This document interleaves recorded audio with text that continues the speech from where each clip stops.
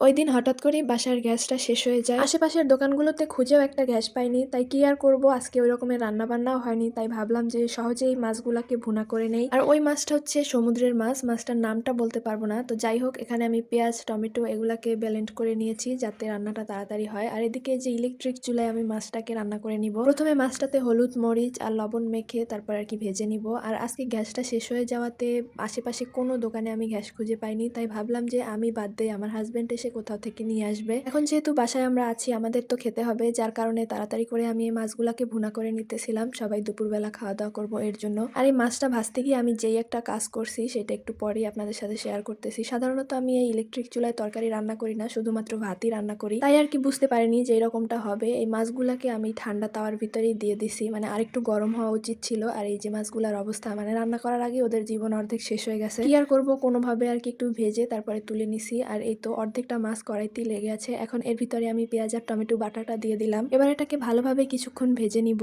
আর এমন ব্লেন্ড করছি এর ভিতরে যে টমেটো গুলো আস্তে আস্তে রয়ে গেছে। তো যাই হোক, আজকে কোনোভাবে রান্না করে খেতে পারলেই হবে। এদিকে আমি সবকিছুকে সুন্দরভাবে ভেজে এরপরে যে মশলাটাকে কষাই নিতেছি। আর এর ভিতরে কিছু আস্ত টমেটো দিয়েছি, যেহেতু আজকে এক পদই রান্না করব, তাই ভাবলাম একটু বেশি করে দিয়ে রান্না করি, যাতে গ্যাস যদি নাও পাই তাহলে এটা দিয়ে যেন রাতেও চালিয়ে দিতে পারি। কি আর করার, কিছুই করার নেই। তো যাই হোক, সবকিছুকে সুন্দরভাবে কষিয়ে এরপরের মধ্যে পানি দিয়ে দিছি। আর আমি মাছ দেওয়ার আগে ধনিয়া পাতাটা দিয়ে দিতেছিলাম, কারণ মাছটা হয়ে গেলে ধনিয়া পাতাটা দিলে কেমন কাঁচা কাঁচা থাকে, ওইটা আমার কাছে খেতে ভালো লাগে না। তাই আমি তরকারি দেওয়ার আগেই ধনিয়া পাতাটা দিয়ে দেই, যাতে এটা সুন্দরভাবে সিদ্ধ হয়ে যায় আর খেতেও একটু ভালো লাগে। তো এরপর আর কি এটা ফুটে উঠলে এর ভিতরে আমি ভেজে রাখা মাছগুলাকে দিয়ে দিব। আর এই যে আমার আধমরা মাছের অবস্থা, এবার এগুলাকে এর ভিতরে দিয়ে তারপর আর কি সুন্দরভাবে নামিয়ে নিব। আর এখন এই গ্যাসের প্রবলেমটা হয়তো সব জায়গায় আছে, শুধু আমাদের এই জায়গায় না। কারা কারা গ্যাস সিলিন্ডারে রান্না করেন অবশ্যই কিন্তু কমেন্ট করে জানাবেন। আর কারা একদিন হলেও এরকমের বিপদে পড়ছেন সেটাও কমেন্ট করে জানাবেন। আজ এই পর্যন্তই, কথা হবে অন্য কোনো ভিডিওতে। আল্লাহ হাফেজ।